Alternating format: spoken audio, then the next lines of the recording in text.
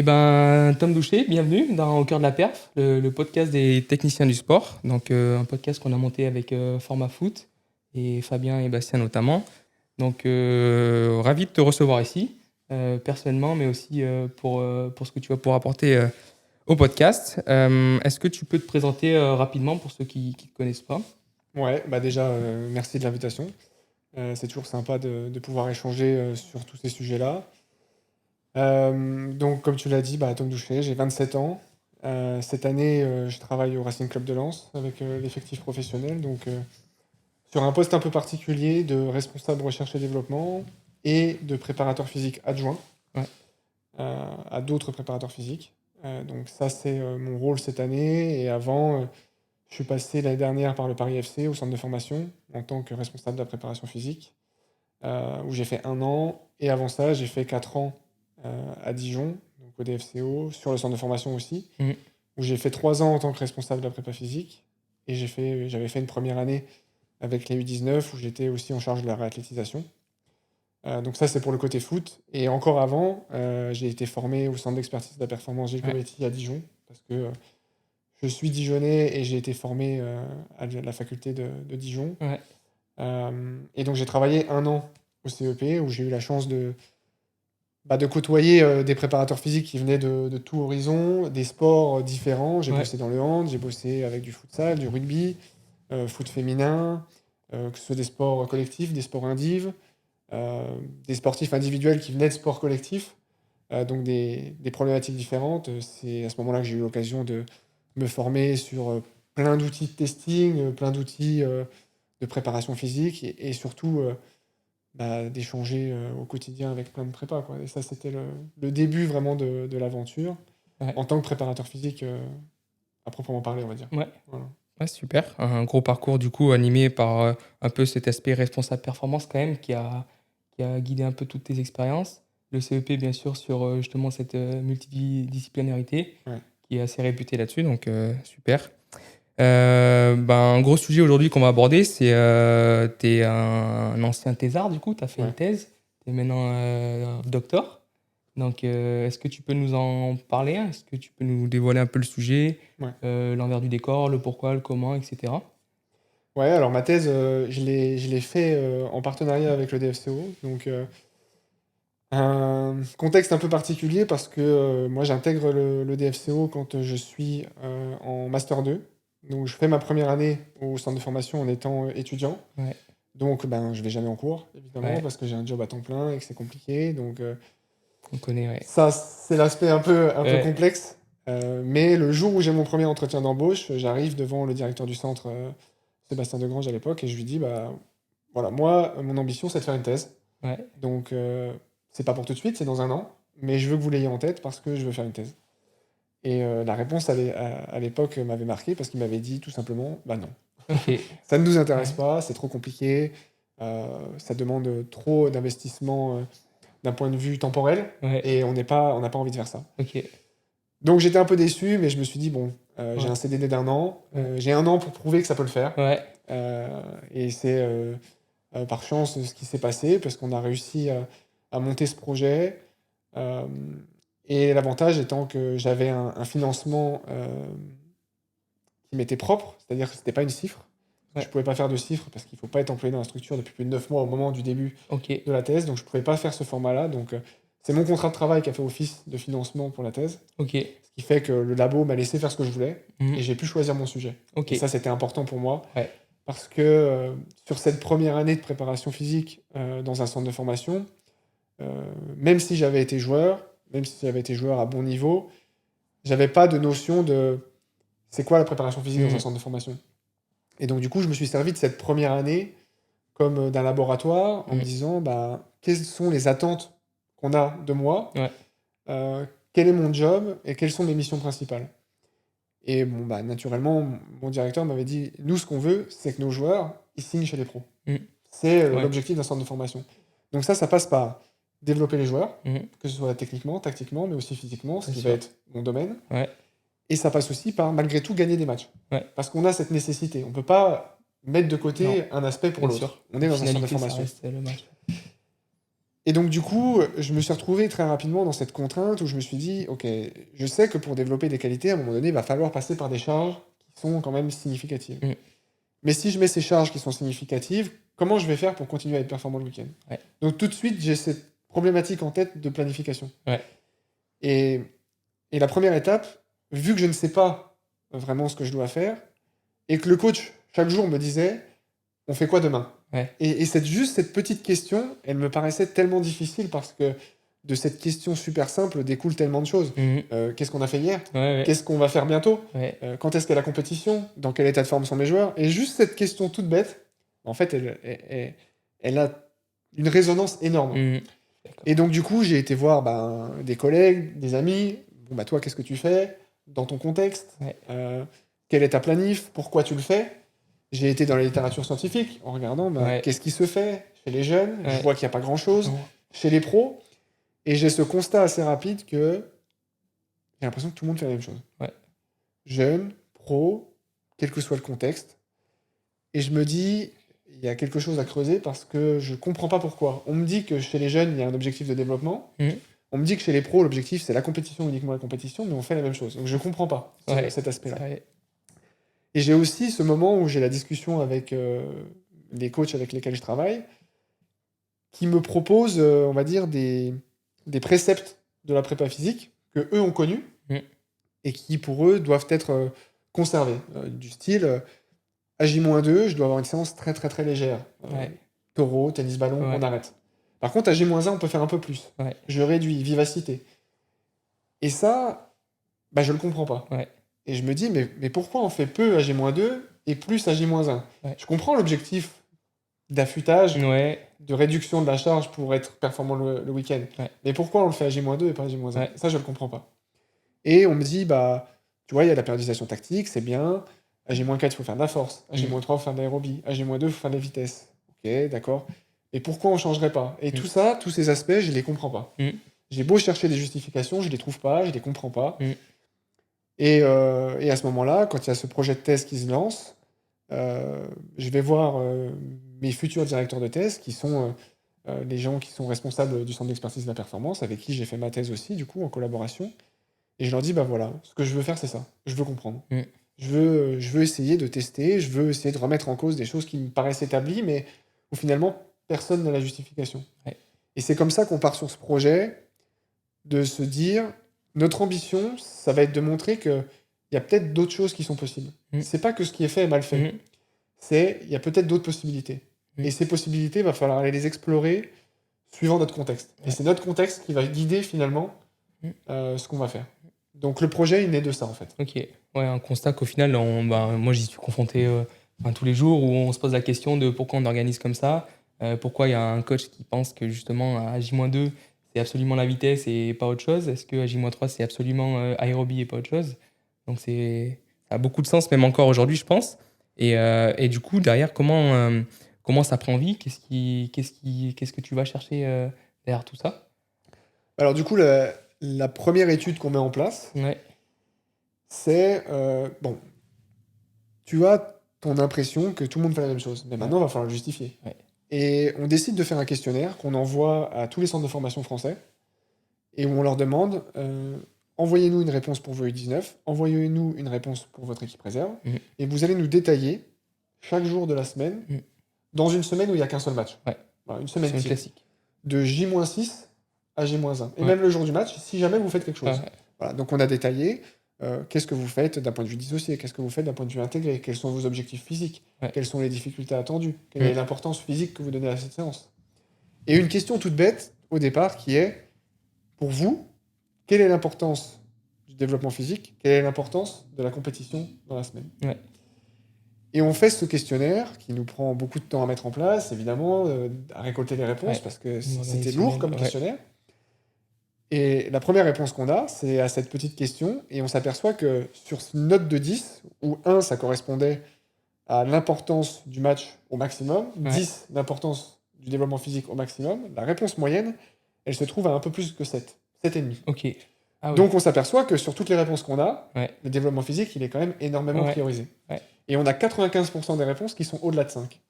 Donc 95% des gens qui priorisent le développement Par physique. rapport au match. Et après, on regarde dans le détail les contenus. Et on s'aperçoit que les contenus, en fait, finalement, ils vont pas réussir à satisfaire l'objectif que vous nous annoncez de Ouais. développement physique. De Parce qu'en fait, on n'a que deux journées de développement dans la semaine. Ouais. Parce que de la musculation, sur toutes les réponses qu'on a, il y a peut-être que 20% des centres de formation qui font de la musculation dans la semaine. Et tu as aussi des moments où on te dit, à l'approche du match, on fait de l'affûtage. Mais on a toujours cette séance de jeu réduit, de vivacité. Ça prend que Mais cette ce jeu forme. réduit que tu utilises en veille de match, tu l'utilises aussi dans un développement, dans une journée de développement comme la force à J-4. Ouais.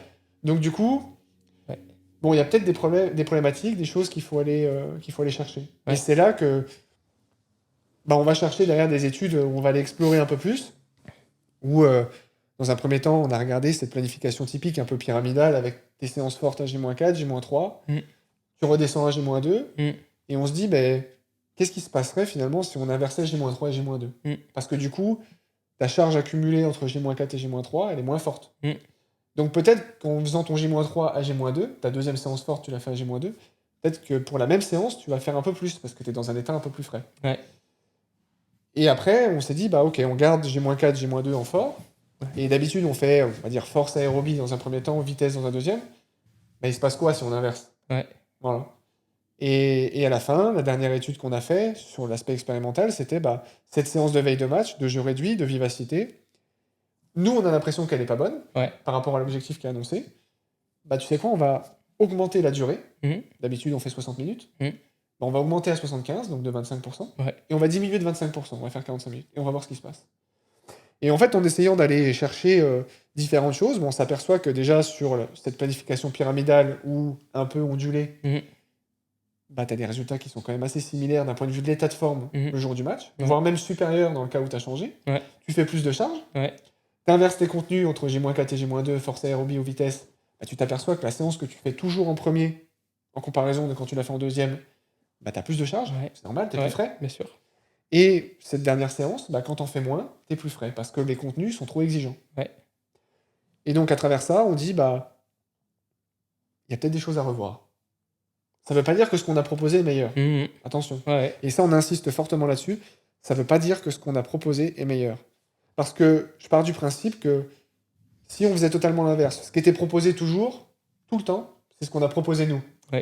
Et qu'on proposait ce qui est fait tout le temps, ça se trouve, on aurait eu des résultats inversés. Parce qu'un des principes de l'entraînement, c'est aussi la variation. Et vu qu'on fait toujours la même chose, peut-être que le simple fait d'avoir modifié, t'as remis un principe en fait en place. T'as des meilleurs résultats. Tu vois. T'as répété ton Donc, principe de nous, variation. ce que nos travaux ils apportent, c'est juste des possibilités différentes. C'est juste ça. Et après, toi, dans ton contexte, suivant ta planification, suivant tes semaines, tes cycles, suivant comment tu fonctionnes, tu peux aller piocher dans ce qu'on t'a proposé. Et il y a plein d'autres choses qu'on n'a pas proposées qui sont proposables. Bien sûr. Parce qu'on ne peut pas tout proposer. Et il y a des contextes pour qui ça marche, des contextes pour qui ça ne marchera pas. Donc c'était ça l'idée de cette thèse. Donc en fait, c'était vraiment pas montrer qu'il fallait faire plus ou différemment, mais c'était que peut-être en réorganisant différemment, on avait notre papier, nous, quand moi je dessine ma séance en J-3, mais juste en la réorganisant, peut-être en la mettant en J-2, j'ai une photo finale, peut-être avec des GPS, avec une perception qui est supérieure à ce qu'on avait fait dans une autre organisation. Ouais, c'est ça. C'est que, aussi, au moment où je fais ma thèse, j'ai une contrainte, c'est que je suis dans un centre de formation. Je peux pas rajouter. Parce qu'il y a l'école. Non, bien sûr, parce qu'il y a des contraintes qui sont extrasportives. Et je ne peux pas rajouter. Non. Donc, c'était important pour nous de dire, oui, si tu fais plus, normalement, tu vas plus progresser. Ça, on part de ce postulat-là. Mais juste en réorganisant, est-ce que tu peux pas faire mieux ? Parce que déjà, tu n'as pas d'aller chercher quelque chose là. C'est juste ça. Voilà. Et là, c'est toute la problématique de la planification. C'est pas que de faire plus ou de faire moins. C'est faire différemment. Ça prend beaucoup de sens. Et justement, je pense que des fois, on s'attarde trop à voir comment on peut rajouter et essayer de trouver la fenêtre en regardant. Moi, c'est aussi une réflexion que je me rends compte avec le temps que j'ai eu. C'était de me dire, OK, j'ai mon canevas de semaine, c'est comment je peux rajouter et imbriquer, mais sans forcément penser en première idée à dire, OK, est-ce que je peux pas réorganiser ? Et du coup, je peux mieux imbriquer à un moment donné si je dois mettre un supplément de force. Est-ce que c'est plus intéressant de l'imbriquer à cet endroit-là parce que c'est optimal dans mon canevas ? Ou est-ce que c'est pas de réorganiser le canevas et de dire qu'en fait, là, finalement, j'ai une plus grosse fenêtre ? C'est vrai que ça, c'est un raisonnement qui va pas forcément, je pense, naturellement dans ce qu'on veut. Et tu as une thématique, tu parles de force. Une des thématiques qui va être liée avec ça, ça va être les interférences que tu as liées aux entraînements combinés, par exemple. Ouais. Et là, tu vois que c'est pas une question de faire plus ou de faire moins, c'est de faire différemment. Ouais. C'est de faire avec une organisation différente, allonger le temps que tu vas avoir entre tes séances qui vont se ressembler ou être complètement inversées, ce qui fait que ça va donner des interférences. Est-ce que par rapport à une séance de force, il vaut mieux faire de l'intermittent court, de l'intermittent long, de la répétition de sprint long, de la répétition de sprint court? Et toutes ces choses-là, finalement, c'est des problématiques de planification. Et c'est, pour moi, le cœur de notre métier. C'est finalement n'importe quel contenu, il est bon à partir du moment où il est justifié. Bien sûr. Voilà. Totalement. Et il est justifié dans une planification globale. Voilà. À un instant T, je peux pas te dire si ton contenu d'entraînement il est mauvais. Ton contenu, il va être bon à partir du moment où il prend sens dans une globalité. Ouais, bien sûr. Voilà, c'est juste ça. Ouais, donc au final, ce qu'on peut, si je résume globalement, surtout en plus à l'heure où voilà, on oppose maintenant un peu les modèles, perlésion tactique, entraînement structuré, W, de charge montante, etc. Au final, là, ce qu'on peut tirer un peu de tes travaux, en tout cas sur cette thèse-là, c'est plutôt que se poser la question de quel est le meilleur modèle, c'est peut-être essayer d'en apporter un peu plus dans la variété en tout cas, de se rapprocher des principes notamment que tu mettais un peu en avant, un peu ces principes fondamentaux de l'entraînement, qui au final, dans le modèle un peu classique, et surtout basé, je pense, sur des idées reçues que peuvent avoir des entraîneurs qui sont peut-être pas formés à la littérature scientifique, aux principes de l'entraînement. C'est au final peut-être juste remettre ces principes-là dans l'engrenage, et après justement d'aller chercher un peu de variété. Est-ce que toi, justement, si je rebondis là-dessus, tu es pour apporter aussi de la variété, même à travers une saison, dans des modèles de planification, si on prend le microcycle, d'avoir cette variété aussi du microcycle dans la saison? Est-ce que ça peut te paraître pertinent sur un centre de formation notamment? Alors, je pense que la variation, elle est pertinente. Ouais. Maintenant, la variation, elle doit être contrôlée. Si Si on prend comme exemple la périodisation tactique. Ouais. Pour moi, il y a une grosse problématique liée à la périodisation tactique.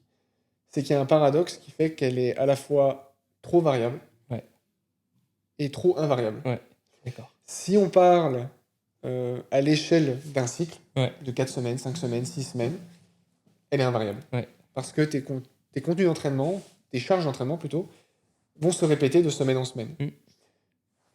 C'est aussi la base du modèle qui dit que l'objectif, c'est d'avoir un état de forme qui va se poursuivre, se maintenir sur des longues durées. Donc, c'est l'intérêt aussi quelque part de ce Bien modèle. sûr. Maintenant, quand tu regardes à l'intérieur des semaines, tu vois qu'il y a une énorme variabilité, ne serait-ce que des contenus d'entraînement. Ouais. Juste des contenus d'entraînement. Comme on l'a dit, logiquement, tu dois avoir des parties de force, des parties d'aérobie, des parties de vitesse. Donc, de ce point de vue-là, tu vas changer ton focus chaque jour. Ouais. Je pense que pour développer des qualités physiques, il faut maintenir des stimuli d'entraînement suffisamment longtemps pour aller perturber l'homéostasie et après avoir une adaptation. Ouais. Maintenant, même avec des contenus qui changent chaque jour, on peut aussi se poser la question inverse de est-ce que quand on fait de la force, on fait vraiment de la force? Est-ce que quand on fait de l'aérobie, on fait vraiment de l'aérobie? Et est-ce que quand on fait de la vitesse, on fait vraiment de la vitesse? Exactement. Mon avis sur la question, c'est en fait, on fait du foot. Ouais. Et tu fais de l'aérobie tout le temps, Ouais. mais tu vas changer un petit peu ton type d'aérobie. Ouais. Donc, si on revient par exemple à la thématique des entraînements combinés et des interférences, on se dit, ok, on a un entraînement force à J-4, donc peut-être qu'on va placer nos séances de muscu à J-4 sur de la force. Ok. Mais dans ton entraînement à J-4 de force, tu as quand même fait 5-6 km. Ou tu as peut-être eu une charge interne moyenne entre 75 et 85% de ta FC max. Ouais. De ce point de vue-là, on peut pas en parler de Non, force. exactement. Le terme, il est un petit peu erroné quand même. Totalement d'accord. Alors dire qu'il y a une composante un peu plus neuromusculaire parce qu'il y a un peu Oui. plus de changement de direction. Oui. Oui, mais il y a intérêt que ce soit bien fait. Oui. C'est pas sûr. Non. On Exactement. parle d'espace réduit, ok. Mais quand on parle de jeu réduit, il faut parler aussi de nombre de joueurs. Ouais. Parce que je peux faire un jeu réduit à 10 contre 10 sur un 40 mètres par 40. J'ai 1600 mètres carrés, j'ai 20 joueurs. Ouais. En fait, j'ai 80 mètres carrés par joueur. Ouais. Mais ça, c'est... Oui, c'est un jeu qui est réduit en espace, mais c'est pas un jeu qui est réduit en termes de nombre de joueurs. Parce que finalement, si on regarde le nombre d'accélérations et de décélérations qui vont être faits, vu le nombre de joueurs que j'ai, il n'y a qu'un ballon, comme le rappeler, ça va être ridicule. Donc ton nombre d'accélérations par minute, par exemple, si on prend cet indicateur-là, il va être très très faible. Alors que ton jeu réduit, où tu fais peut-être 30 par 30 ou 20 par 20, j'en sais rien, à 4 contre 4, là, il prend du sens. Pareil. Par contre, à l'intérieur de ça, comment tu vas mettre tes procédés, tes principes techniques et tactiques, là, ça devient compliqué. Ouais. Et aujourd'hui, pourquoi il y a aussi, parfois, il peut y avoir des frictions entre un staff technique et une cellule performance, c'est parce que parfois, nous, en tant que préparateur physique, on va demander des espaces, on va demander des choses, mais ça peut ne pas coller à l'aspect Bien technico-tactique. sûr. Donc je pense qu'aujourd'hui, même si ça a du sens, ce modèle de périodisation tactique, parfois on veut trop tout intégrer ensemble. Je suis Et à trop tout intégrer, en fait, on fait plus grand-chose. totalement d'accord. Je pense qu'il faut peut-être revenir un peu plus à, ok, quand on fait du foot, on fait du foot. Ouais. Fais ce que tu veux, toi en tant que coach. Par contre, moi, je vais peut-être gérer les temps d'effort, les temps de récup, ce ratio temps d'effort, temps de récup, ce temps effectif, etc. Je vais gérer un peu ça, je vais t'aider. Par contre, si je veux faire de la force, je vais en faire, mais je vais en faire ailleurs. Voilà. Si je veux faire de l'aérobie, je vais en faire, mais je vais en faire ailleurs. Et pareil pour la vitesse. Voilà. Donc, à travers ça, ça sera aussi plus facile de varier tes modèles de planification. Ou des fois, tu vas peut-être dire, ok, on va peut-être intégrer un peu plus en ce moment. Des fois, on va aller un peu plus sur de l'associé ou du dissocié. Et donc, du coup, oui, je pense que la variation, de ce point de vue-là, elle a son intérêt. Par contre, il y a aussi le revers de la médaille qui fait que, aujourd'hui, nos outils de monitoring, ils prennent du sens à partir du moment où on a des contenus et des semaines qui se ressemblent. Oui. Parce que si tu, par exemple, regardes à J-3, tes questionnaires le matin, ta RPE ensuite, et tu dis, putain, t'as vu, par rapport à la semaine dernière, ils sont quand même bien plus fatigués. Oui, mais maintenant, on va regarder ce qui se passe autour. Et tu vois qu'à J-4, la veille, t'as fait le double de ce que tu fais d'habitude. Là, c'est dur. Ben, c'est évident que le lendemain, ils vont être fatigués. Bien Même sûr. si t'as fait la même séance. Si la veille, t'as pas fait du tout la même chose, non, ça marche pas. Donc, si tu veux aussi utiliser tes outils de suivi, de monitoring correctement, ça a un intérêt d'avoir de la récurrence dans tes contenus, dans tes semaines. Voilà. Donc, il faut choisir.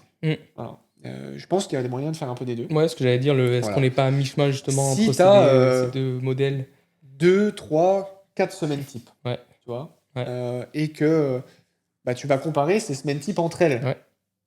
Voilà, ta semaine type 1 qui va revenir tous les 4 semaines, tu vas pouvoir les comparer ensemble. Tu vois.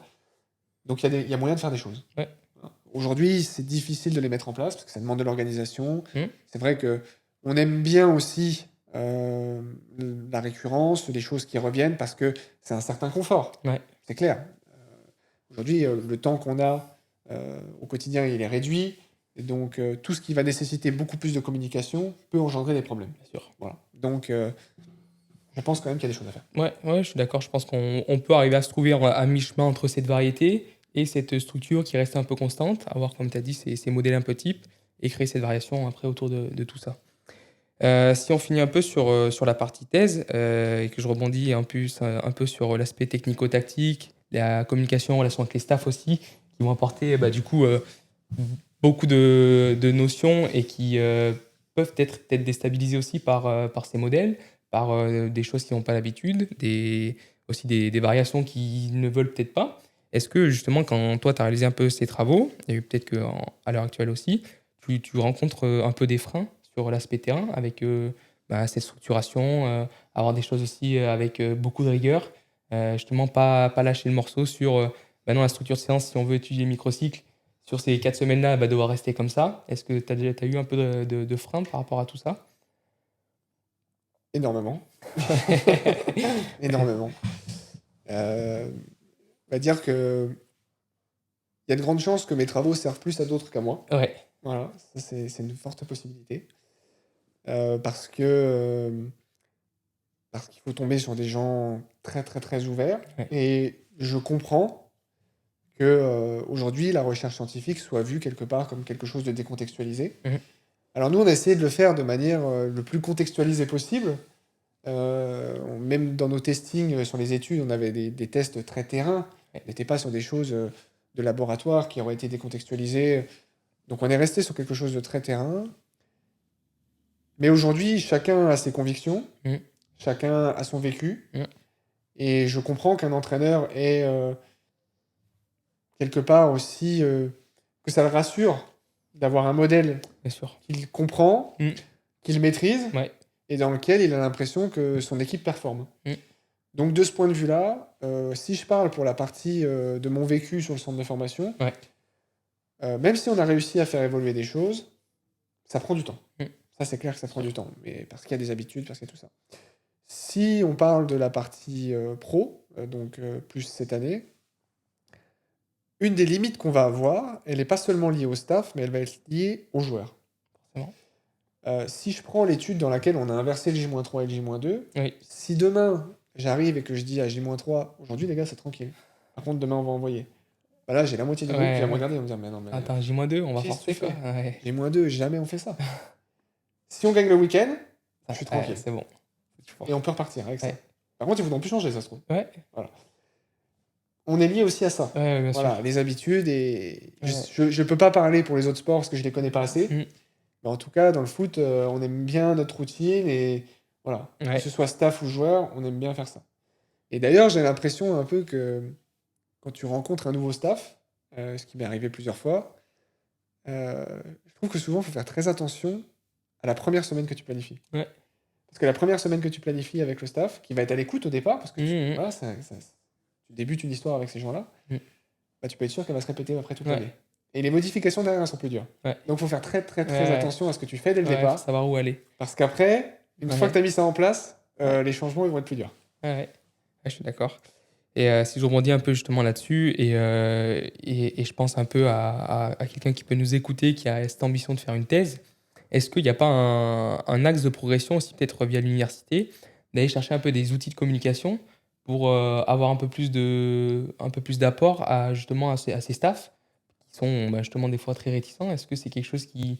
Toi, tu as reçu un peu cet aspect-là aussi? Ou est-ce que c'est plus justement l'expérience qui te fait dire, OK, c'est par la communication aussi, par bien expliquer les choses, montrer l'intérêt qu'ils vont avoir aussi dedans, qui fait que tu vas pouvoir transmettre le contenu? Est-ce qu'il y a quelque chose à aller chercher là-dessus si je pense à quelqu'un là, qui a envie de passer peut-être ce cap-là, est-ce que c'est quelque chose qui est déterminant pour toi? Alors, la communication, elle est déterminante. Ouais. Dans ce rôle-là, on appelle comme on veut, sport scientist, chercheur, en tout cas quelqu'un qui a un peu un pied dans la recherche. Ouais. Si je parle de mon vécu, de mon expérience, j'ai fait énormément d'erreurs sur cet aspect communication. Ouais. Où des fois, j'y suis allé de manière trop frontale, en voulant imposer des idées qui, certes, elles avaient du sens, mais la manière de l'exposer n'a pas été la bonne, ce qui a fait que ça s'est fermé pour moi. J'ai pas réussi à mettre en place mes idées. Donc, une fois que j'ai vécu ces expériences sur le coup pas très agréables, mais que j'en ai tiré ce que j'avais à en tirer, bah là, à ce moment-là, j'ai changé mon fusil d'épaule. Et aussi, j'ai été beaucoup aidé par mon directeur de thèse, Nicolas Babot, qui m'a tout de suite dit « Il faut que tu communiques sur ce que tu fais. C'est important. » Et pourquoi aussi j'ai voulu faire cette thèse? C'est parce que je sais que les questions que je me pose, je ne suis pas les seuls à me les poser. Bien sûr. Et à un moment donné, on s'est dit, c'est quoi la meilleure manière de communiquer sur ce qu'on fait? Et il y a quelque chose que je n'aime pas dans la communication, c'est que ça t'oblige à te montrer. Et quand je communique, évidemment que ça me met en avant, parce que c'est comme ça. Mais l'objectif, c'était de trouver un moyen qui me mettait pas moi en avant, mais qui mettait les travaux qu'on fait en avant pour que ça serve. Donc, comme tout le monde, j'ai communiqué sur LinkedIn, sur Twitter, sur Instagram, etc. Mais par contre, j'essaye de faire en sorte qu'à chaque fois que je communique, je donne quelque chose. Et je partage mes travaux. Et au tout début, on partageait les articles qu'on publiait, les congrès auxquels on participait avec des conclusions, etc. Et il manquait quelque chose. Et parce qu'aujourd'hui, si je parle des entraîneurs avec lesquels je travaillais, si je leur envoie le papier que j'ai écrit, ils vont me dire « T'es bien gentil, mais je ne comprends rien. » en fait. Déjà, je parle pas très bien anglais, je ne lis pas très bien, c'est des termes qui sont compliqués, il y a des stats, laisse tomber. Bien sûr. Et en réfléchissant, je me suis dit, ok, on va trouver une autre solution. Et j'ai énormément de chance. Ma copine sait faire des sites internet, c'est son métier. Donc du coup, c'est là qu'on a décidé de faire un site internet qui m'était propre et sur lequel j'ai vulgarisé absolument tout ce que je fais. Que ça soit ma thèse, que ce soit chacun de mes articles. Et encore aujourd'hui, tous les articles que je publie, je les vulgarise en français. Si je fais un congrès, si je fais un podcast, il y a tous les liens, il y a tout. Donc tout est sur mon site. Et c'était important pour moi de tout vulgariser. Et les graphiques qu'on met dans des articles scientifiques qui sont parfois compliqués, ils sont vulgarisés aussi. C'est des formes qui sont beaucoup plus compréhensibles. Il y a des messages qui sont simples, des applications qui sont pratiques. Et ça, c'était très important pour moi, même si ça nous a pris énormément de temps, et ça nous prend encore énormément de temps, parce que déjà de l'écrire en anglais, de faire la communication, après Ouais. d'écrire en français, ça prend beaucoup de temps, mais je pense que pour quelqu'un qui commencerait sa thèse, et aujourd'hui, tous les étudiants qui veulent faire une thèse qui me contactent, c'est ce que je leur dis, la communication elle est indispensable. Ouais. Et si j'avais eu cette stratégie-là dès le départ, de me dire, ok, comment je peux vulgariser ce que je viens de faire Ouais. pour que ce soit utilisable, Ouais. je pense que ça aurait ouvert des portes beaucoup plus simples. Ouais. Beaucoup plus simplement. Et maintenant, ben, ça n'a pas marché pour avant, Mm. ben, ça marche pour maintenant. Ouais, bien Voilà. sûr. Et c'est quelque chose, une compétence que tu vas développer. Et aujourd'hui, je travaille aussi avec des gens qui sont très forts là-dessus, Mm. sur cette capacité à se servir de la science pour en faire quelque chose sur le terrain. C'est vraiment ça. Ouais. Voilà. C'est pas la science va imposer ce qui doit être fait sur le terrain. On a fait des choses en recherche, Ouais. on va juste s'en servir Ouais. pour teinter un petit peu notre intervention. Bah, transition toute faite. On va passer à la deuxième partie, justement, avec cet aspect recherche qui est en lien avec la performance. Comment toi, tu vois un peu ce lien entre recherche scientifique et performance, justement, applicable sur le terrain directement? Est-ce que, parce qu'on a un peu ce conflit aussi de toujours voir un peu les gens de terrain qui disent que les gens de labo et les gens de la science, c'est bien beau, mais eux, ils ont l'expérience terrain. Et inversement, des fois, on voit un peu les aspects labo qui disent, oh, regardez, nous, on arrive à montrer que et du coup, normalement, sur le terrain, il devrait se passer. Comment tu arrives un peu à situer ce rôle, toi, de la science?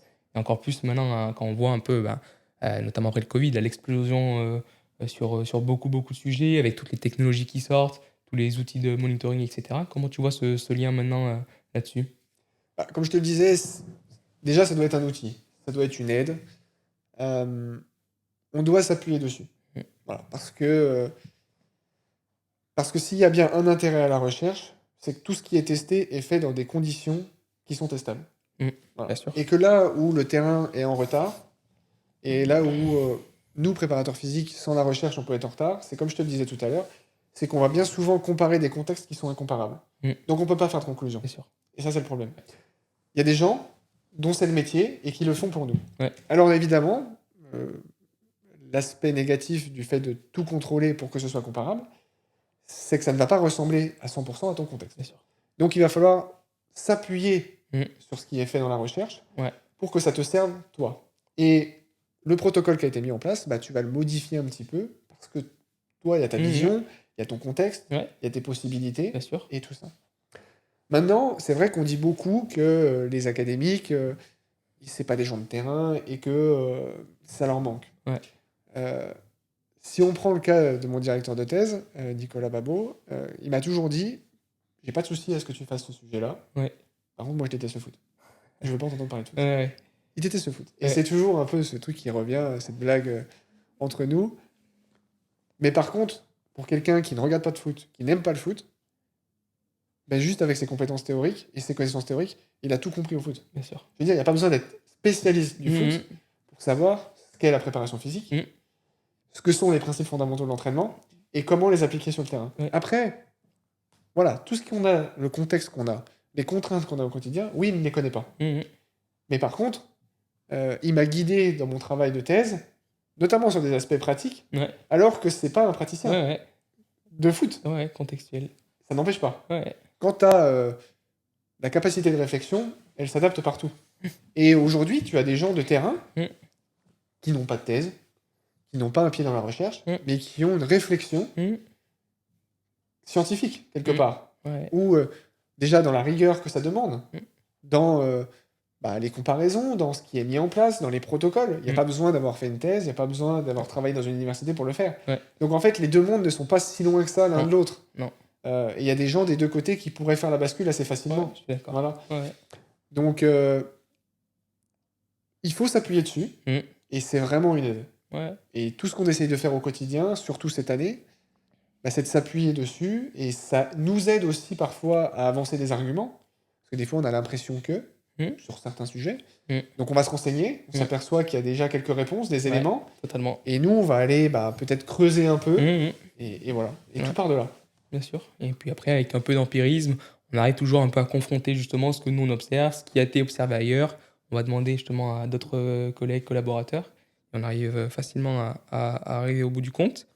Si justement, je fais un peu ce lien-là, pour le préparateur physique d'aujourd'hui et de demain, avoir un peu cette veille scientifique, avoir ce lien et cette compréhension de la littérature, ça paraît quand même maintenant déterminant. Donc, est-ce que, comment toi tu vois ce rôle de préparateur physique, comment tu le vois justement par rapport à cette veille scientifique? Est-ce que c'est quelque chose qui doit être pas hebdomadaire, mais est-ce que ça doit vraiment revenir de manière fréquente pour rester et à jour et pouvoir confronter un peu constamment ses idées? Comment tu vois, toi, cet aspect-là? Alors, tout dépend de ce qu'on appelle veille scientifique. Si la veille scientifique, c'est de lire des papiers qui sortent Ouais, maintenant c'est. Ouais. tous les jours, Ouais, je te dirais que t'as pas besoin de ça. non. Le faire de temps à autre, Mm. c'est important, c'est bien, Ouais, voilà. Mais c'est pas déterminant. non. Aujourd'hui, il y a tellement de ressources. Mm. Les podcasts, Ouais, les vidéos. ouais, Voilà. Par contre, ce que tu sais, c'est qu'il y a un certain niveau d'évidence scientifique dans chacune des choses que tu vas regarder ou lire. ouais, Évidemment que ton papier scientifique, ta méta-analyse, elle a plus de poids ouais, que le podcast que tu vas écouter ou la vidéo que tu as vue sur Instagram. ouais, Ça, c'est évident. Voilà. Par contre, c'est ton rôle à toi d'aller vérifier tes sources, d'aller vérifier ce qui se dit. Et donc, sera forcément plus simple dans un papier. Mais en même temps, aujourd'hui, il y a certains papiers que je lis, mm. où juste en regardant la méthode, je me dis, Oui, mais c'est obligatoire que tu aies trouvé ces résultats-là. oui, oui. Parce que tu as tout fait Ouais, ouais, pour arriver. trouver ces résultats-là. Ouais. Donc, même dans la recherche scientifique, Mhm. il y a du moins bien. Des biais.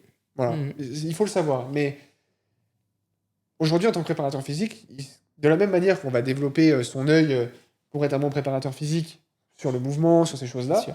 il faut aussi développer son aspect critique sur tout ce qu'on lit, tout ce qu'on voit, parce que c'est ça qui va te faire passer un cap Mm. et être capable de dire, ok, si je commence à croire tout ce qui est dit et tout ce qui est fait, tout ce que je vois, je vais pas m'en sortir. Mm.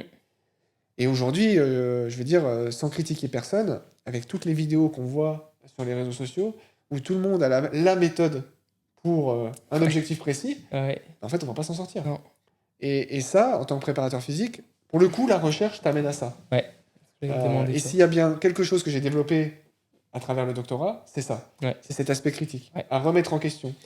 Peut-être presque partir du principe qu'au départ, je suis pas d'accord avec toi. Ouais, ouais, Mais il va falloir que tu me montres ouais, que tu as raison. ouais, Donc, c'est vrai que dans la recherche, avec un protocole, ouais, un raisonnement Euh, cohérent. des statistiques, Ouais, une discussion, ouais, tu vas me convaincre. ouais, Me convaincre juste en disant bah, j'ai fait ça, j'ai eu ces résultats-là, oui, c'est Oui, vrai. Mais si on en revient aux principes fondamentaux de l'entraînement, il y a l'individualisation. Mm. Et chaque individu réagit différemment. bien sûr. Donc, voilà. Donc, est-ce que c'est déterminant? C'est pas déterminant. Non. La veille scientifique en elle-même, Non. les papiers. Ouais. S'instruire, continuer à se former, Ouais. c'est déterminant. Ouais.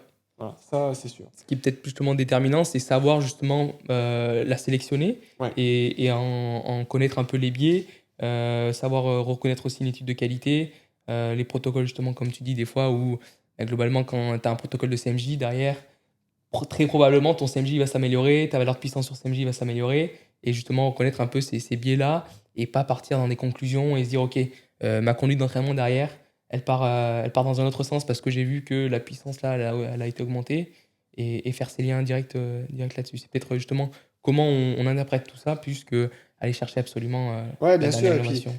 si tu prends un sujet, on va prendre le cas du CMJ, comme tu Mm. dis. Je vais lire une première étude sur le CMJ et je vois que le CMJ fonctionne à merveille pour améliorer la qualité de puissance. Ouais. Super. Ouais. Est-ce que ça veut dire que moi, je dois faire des CMJ maintenant tous les jours? Ouais. Non, ton rôle en tant que lecteur va être d'aller voir dans les autres papiers Mm. ce qu'ils disent. Mm. Ouais, confirmer Et ça. c'est pour ça que je te dis qu'au niveau des évidences scientifiques, bah, c'est sûr qu'une méta-analyse aura plus de poids qu'un article. Mm. Parce que les auteurs, eux, ils ont fait ce travail de Ouais. dire, ok, est-ce que cette Confronter. méthode-là, Ouais. elle a vraiment un intérêt? Donc en priorité, on doit aller voir ce genre de papier. Mm. Et s'il n'y a pas, on va aller un peu plus bas dans le niveau d'évidence scientifique, on va aller voir des papiers uniques avec Ouais. des protocoles. Et ça, c'est important. Ouais. Par contre, pour revenir sur ce que tu disais avant, sur est-ce que c'est important la recherche et cette veille scientifique pour un préparateur physique, une des raisons pour lesquelles j'ai fait le doctorat aussi, Mm. on va pas se mentir, c'est quelque part l'aspect CV. Mm. C'est qu'aujourd'hui, quand tu sors de ton master en tant que préparateur physique, bah, bienvenue parmi Ouais, X impacté. milliers Ah oui. de gens qui ont un master en préparation physique. Ouais. Et maintenant, tu fais comment la différence par rapport aux autres? Ouais, totalement. Tu es juste quelqu'un parmi Ouais, on a regardé, c'est énormément d'autres. 1500 par an en France, entre, Voilà, entre bah, 1500 et 2000 1500 à sortent 2000 étudiants qui sont comme toi, chaque année. qui ont fait la même chose que Ouais. toi. Et comment tu fais la diff? Ouais. Et j'ai peur, aujourd'hui, que presque le doctorat devienne obligatoire Mm. pour Pour se se différencier. différencier. Ouais. Alors que ce ne devrait pas être le cas. Mhm. C'est pas ça l'objectif du Non, doctorat. non. Tu ne dois pas être obligé de le faire. Parce que c'est trop de travail, Mm. trop d'années, trop, quelque part, de sacrifices sur Bien sûr, d'autres non, choses c'est clair. pour le faire sans en avoir envie de le faire. Ouais. Ça, c'est clair et net. Mm. Mais je pense qu'il peut y avoir des dérives dans les années à venir. Ah, je suis d'accord. Il va falloir que je le fasse. Ouais. C'est quand même 8 ans après le bac. C'est pas rien. Non, non. Et faut trouver des financements, faut le faire dans un contexte qui est sain, parce que sinon ça peut vraiment être un gros problème, avec des directeurs de thèse qui tiennent la route. Et je pense que quand je vois l'évolution, comme je te le disais tout à l'heure, entre quand j'ai commencé ma thèse à Dijon, je pense qu'en France, des doctorants dans des clubs de foot, on devait peut-être être 2 ou 3, pour pas dire que j'étais le Ouais. seul. Ouais. Et aujourd'hui, il y a quand même énormément de clubs Ouais. qui prennent des étudiants qui font leur doctorat. Bien sûr. Voilà. Donc ça augmente. Ouais.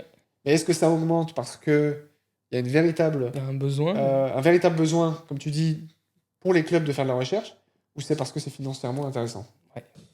Si on continue encore un peu avec cette recherche scientifique et peut-être ton contexte actuel, comment aujourd'hui maintenant, toi, tes projets sont guidés? Est-ce que tu as aussi cette part club qui, vu que tu es dans je ne sais pas exactement le terme, corrige-moi là-dessus, mais l'aspect scientifique, en tout cas au RC Lens, est lié au club. Donc est-ce que c'est une logique club? Est-ce que c'est une logique développement aussi sur le long terme? Est-ce que c'est aussi toi tes sujets personnels de développement? Comment ça s'est guidé à l'heure actuelle dans tes fonctions? Alors, ce rôle de responsable recherche et développement, il veut à la fois tout et rien dire.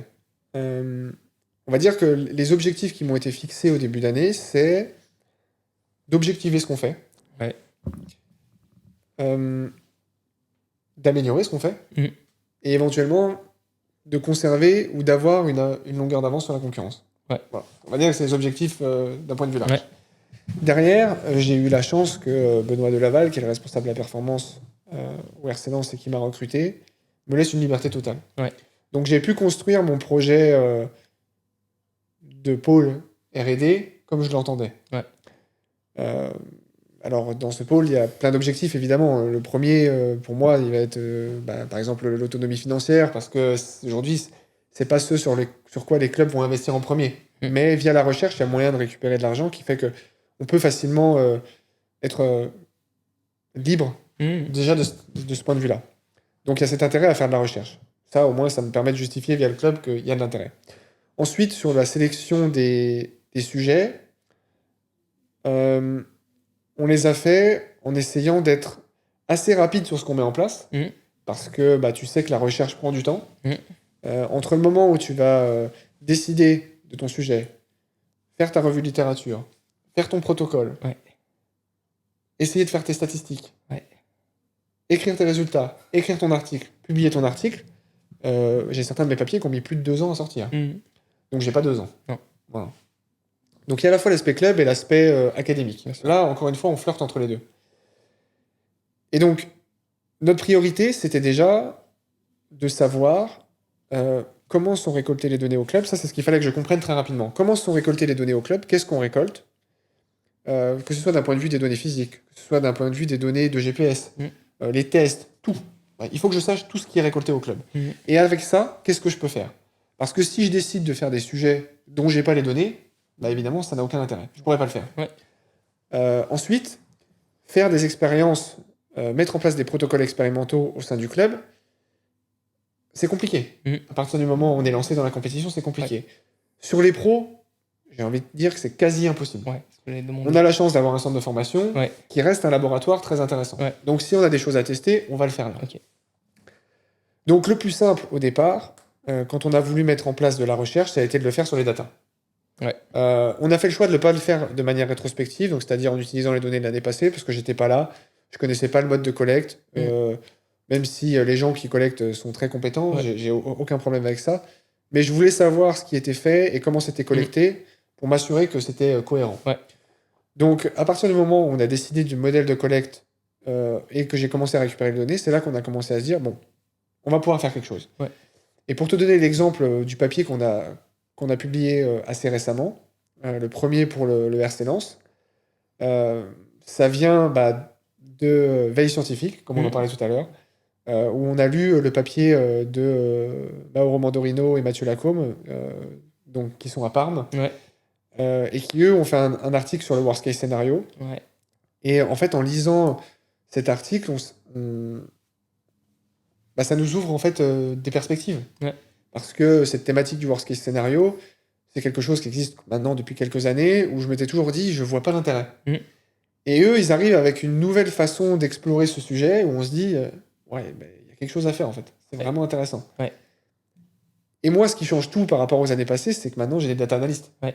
Et ils ont des compétences que j'ai pas, sur le traitement des données, sur l'analyse, etc. Et donc, du coup, à partir du moment où on a fait ça, ok, je sais que j'ai les données. J'ai des gens qui ont les compétences. J'ai le sujet de base. Ouais. Maintenant, la limite, c'est mon imagination. Ouais. Et à partir de ce moment-là, on a commencé à créer un protocole où on a testé des choses sur des périodes de congestion, de non-congestion. Ouais. Bon, bref. Et après, c'est parti. Ouais. Tu vois, et donc, le sujet, il se trouve tout seul. Ouais, ok. Voilà. Parce qu'il y a à la fois de la veille scientifique, il y a à la fois de ce qu'on est capable de faire. Ouais. Et c'est parti. Donc, on a été dans beaucoup de sujets de données. On va dans des sujets comme le profil force-vitesse, où on collabore un petit peu avec JB Morin. Ouais. On a aussi des thématiques qui sont liées à des analyses complexes du signal. Donc là, on va sur des mathématiques assez compliquées où on bosse avec mon directeur de thèse, Nicolas, qui lui est formé là-dessus maintenant, qui s'est formé tout seul. Donc des thématiques qui sont plus complexes, plus compliquées, mais qui peuvent être très intéressantes. Ouais. Cette année, on a eu la chance d'avoir un 1080. Donc on va sur de la recherche liée avec le 1080. Ouais. Voilà, donc l'éventail, petit à petit, il s'agrandit. Ouais. Mais c'est le contexte et on va chercher dans tout ce qu'on a et tout ce qu'on peut faire. Et l'avantage que j'ai, c'est que je ne fais pas tout seul. Ouais. Voilà. J'ai des data analystes, j'ai des prépas physiques qui m'aident. Ouais. Et donc, du coup, si je vais sur le 1080, je vais aller voir le prépa qui gère la salle de muscu et je vais lui dire, OK, est-ce que tu te poses des questions par rapport à ton entraînement? Est-ce qu'il y a des choses que tu aimerais tester? Ouais, j'aimerais bien tester ça. Ok, tu vois, il y a le 1080, peut-être qu'on pourrait essayer de faire un truc en testing avec ça. Bon, c'est parti. Ouais. Le prépa terrain, tiens, sur les données, qu'est-ce qu'on peut faire? Ouais, j'aimerais bien tester. Ok, tiens, on va réfléchir à ça. En réathlé, pareil. Ouais. Tu vois, et partout, on va voir. On va même dans la nutrition. On va avec les kinés, sur des études de cas. Ouais. On essaie d'écrire un peu dans tout. Ouais. Alors, tout ne sortira pas. Non, bien sûr. Parce qu'il y a des choses qui restent pour nous. Ouais. Et il y a des choses qu'il faut qu'ils nous impactent rapidement. Mais par contre, je pense qu'un des objectifs de la recherche est d'aller chercher la publication, même quand tu es dans un club de foot, c'est que ça t'oblige à l'excellence. Jusqu'au bout, tu dois faire le travail. Et c'est pas simplement... J'ai mis en place un protocole qui peut peut-être être un peu bancal, parce que je sais que je vais pas publier, donc je vais être un peu moins regardant. Je vais faire mes stats, mais je vais peut-être pas aller chercher l'outil précis de statistiques que je devrais faire. Ouais. Et derrière, je vais juste écrire mes résultats, je vais juste mettre en avant ce qui m'intéresse, et je vais le présenter. Non, c'est pas comme ça que ça fonctionne. Nous, ce qu'on veut, c'est que le protocole il soit carré, que les stats elles soient carrées, que les résultats, si j'ai pas de résultats, c'est déjà un résultat. Et je vais le présenter à tout le monde. Sûr. Voilà. Et derrière, je vais écrire. Pourquoi je vais écrire? Parce que ça va m'obliger à encore confronter mes résultats avec la littérature. Et je vais aller publier. Et pourquoi je vais essayer d'aller publier? Parce que je vais avoir un retour des reviewers. Et qu'eux, ils vont me faire un retour qui n'est pas biaisé. Ils sont pas biaisés par « Ah ouais, t'as vu, c'est le RC Lens. » Non, ils savent pas qui je suis, ils savent pas qui on est. Voilà. Et c'est comme ça qu'on essaye de faire. Dans tout ce qu'on essaye de faire. Alors par contre, ça nous prend énormément de temps. Parce que la recherche, c'est long, les publications, c'est long. Sûr. Mais par contre, c'est passionnant parce qu'on va dans plein de domaines. Et c'est pour ça qu'aussi, par rapport à la question de la veille scientifique, moi, j'essaye de me limiter par rapport à ce que je lis. Parce qu'en fait, à chaque fois que je lis un papier, je me dis, putain, on pourrait faire ça. Est-ce qu'on peut pas aller chercher on peut aller faire ça. Et ça, et ça. Et en fait, tu te perds au bout d'un moment. Donc là, tu vois, on mène de front quasiment 10 projets de recherche. Ouais. Ah oui, quand même. Bon, là, je peux pas... je vais déjà limiter à ça. On va bien faire ça. Ouais. Et ok. voilà. Mais du coup, c'est le contexte, l'interaction des contextes, de tout ce que tu as à disposition, des ressources. Et au final, c'est le contexte pro, je pense que c'est une vraie chance par rapport à ça. Bien sûr. Si je rebondis justement, tu as un peu répondu à ma question sur comment on fait cohabiter un peu cette rigueur scientifique. Et justement, j'y ai pensé pendant que tu me disais ça. c'est au final, est-ce que cette science, elle peut pas apporter ça aussi et de contrer des fois un peu ce biais et même si on essaie de le contrer, je pense qu'on a tous un préparateur physique, c'est un peu ce biais de confirmation de se dire, même quand moi j'ai mon pré-testing et mon post-testing, ah ben j'ai bien bossé. Et des fois faire preuve d'un peu de largesse sur, même si on est un peu conscient des petites largesses qu'il y a eu, est-ce que cette rigueur scientifique, c'est pas aussi, c'est genre, entre guillemets, cette honnêteté intellectuelle envers soi-même de se dire, ok, on va pousser les choses vraiment avec la rigueur qu'il faudrait, et au moins on est sûr d'avoir quelque chose de fiable, quelque chose qui peut avoir du sens, et justement des fois un peu contrer ce biais naturel, alors que on essaye, en tout cas pour ma part, si je prends mon exemple, j'essaie de contrer ce biais de me dire, ok, là j'ai bien bossé parce que j'arrive à voir, j'essaie de contrer ça, mais est-ce que cette rigueur scientifique, c'est aussi pas un peu cette opportunité de vraiment avoir l'exigence qu'il faut pour mettre en place les choses et en tirer quelque chose? Alors je pense que quand tu es impliqué dans le process de planification, de choix des contenus, naturellement, tu as un petit côté où tu te dis ce que j'ai fait, c'est bien. Ouais. Bon, ça, c'est Toujours. naturel. J'ai la chance que moi, je ne suis que préparateur physique adjoint. Ouais. Donc, je suis là pour aider tous les préparateurs physiques. Donc, on va dire que je me détache de ça. Ouais. Et aujourd'hui, la thèse, comme je te disais, m'a amené ce côté critique. Ouais. Donc, j'ai pas de problème à dire à quelqu'un, ok, ce qu'on a fait, parce que je me mets dedans, Ouais, on est un staff, bien sûr. on aurait pu faire mieux. Ouais. Mais de toute façon, celui qui te dit ce qu'on a fait, c'est parfait, c'est faux. Ouais, Tu sais ouais. que c'est faux. Ouais, bien sûr. Voilà, on aurait toujours pu faire mieux. Maintenant, il va falloir essayer d'aller trouver là où on aurait pu faire mieux.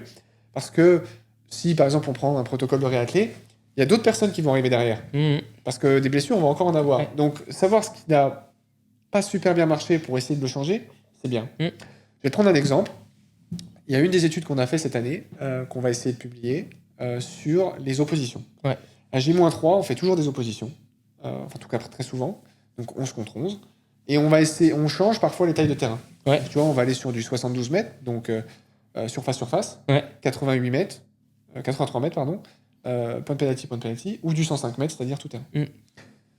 Et la question naturelle, c'est quoi le mieux, en fait Déjà, c'est quoi ton objectif à travers ce contenu? Notre objectif à travers ce contenu, il est clair, c'est au minimum reproduire la compétition, au mieux la dépasser. Parce qu'on veut développer nos joueurs. On est dans une phase où on veut développer nos joueurs, on a J-3, on veut faire mieux. Et donc, du coup, il faut qu'on arrive à répondre à cette question. C'est quoi le mieux? 72, 83, 105. Et donc, du coup, on a fait notre protocole, on a mis en place, on a pris toutes les données de nos joueurs, on a tout exprimé en termes d'efforts par minute, que ce soit des mètres par minute, la distance au-dessus de 25 par minute, du nombre d'accélérations par minute, etc., qu'on a comparé à la compétition. Ce que fait le même athlète sur 90 minutes. Et là, j'ai deux choix. Soit, comme tu dis, je vais sur mon biais de confirmation en disant non, c'est bien ce qu'on fait. C'était pas mal. Ou alors, j'ai mon honnêteté, ma rigueur scientifique, et je m'aperçois que 72, 83, 105, si mon objectif c'est de faire la distance à haute intensité, on n'y arrive jamais. Je suis à des années-lumière de la compétition. Donc après, tu as deux choix. Encore une fois, c'est soit tu te couvres en disant non, ce qu'on fait c'est bien, ou alors tu vois ça comme une opportunité de te dire aujourd'hui, dans ce qu'on fait, ça suffit pas. Et je pense qu'aujourd'hui, dans notre staff, mais je pense que c'est pareil pour tout le monde, on est aligné sur le fait de dire on s'en fout d'avoir tort. Ce qu'on veut, c'est être les meilleurs. En tout cas, s'améliorer. Donc à partir du moment où tu as ce point de vue-là, tu sais que ok, on va aller chercher les objectifs, on va aller chercher les contenus, les contraintes qui vont nous permettre de. À partir du moment où on a dit ça, on commence à chercher des solutions. Bien sûr. Voilà. C'est juste ça. Mais on n'est pas dans ok, il faut qu'on dise que ce qu'on fait c'est bien. Voilà. Mais dans tous les cas, et tu vois, je pourrais très bien dire je vais pas le publier ça. Parce qu'en fait t'as pas montré ce que tu pensais montrer. C'est pas ça. C'est pas ça l'objectif. L'objectif de la recherche, c'est pas ça. L'objectif de l'entraînement, c'est pas ça. L'objectif, c'est de dire ok, on a ça, et du coup, ma rigueur scientifique va faire que je vais aller confronter mes résultats avec ce qui se fait dans la littérature. Peut-être que je vais trouver des choses qui vont m'aider. Et si les gens publiaient pas, je trouverais pas. Bien sûr. Donc nous, on va juste apporter une toute petite pierre à l'édifice. Et voilà. Et jusqu'au bout, on va faire notre travail. Si du coup on passe un peu sur une dernière partie sur ta vision de la performance, de comment tes expériences t'ont apporté sur ta vision de la prépa physique, quels seraient toi un peu tes trois piliers que tu dis dans n'importe quel contexte? Moi j'ai ce pilier-là, ce pilier-là, ce pilier-là, c'est indispensable.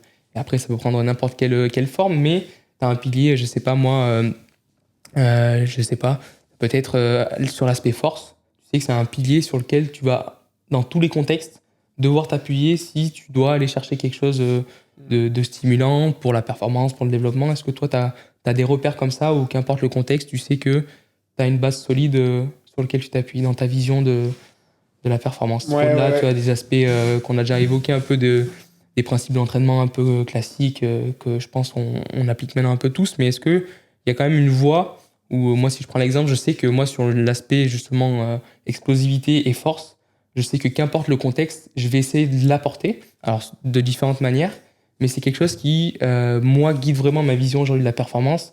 Et j'ai vraiment ce prisme où, même sur du pro, du développement, je vais chercher à venir chercher à optimiser tout ce que je peux maîtriser sur l'explo, que ce soit des RSI, des CMJ avec du RSI modifié, des watts par kilo, avec le 1080, tout ce qui sera sur la puissance horizontale aussi. Voilà, je sais que je vais graviter un peu autour de tout ça, alors différentes formes, contextes, publics, etc. Mais c'est un vrai pilier que j'ai. Est-ce que toi, tu as quelque chose comme ça un peu de directeur dans ta vision? Ouais. Je pense que... Alors moi, j'appelle ça mes principes. Ouais. Mais le premier, je dirais, c'est de mettre la qualité avant la quantité. Ouais. Donc à travers ça, ça va être les efforts plutôt courts, Ouais. donc plutôt tout ce qui va être aspect force. Ouais.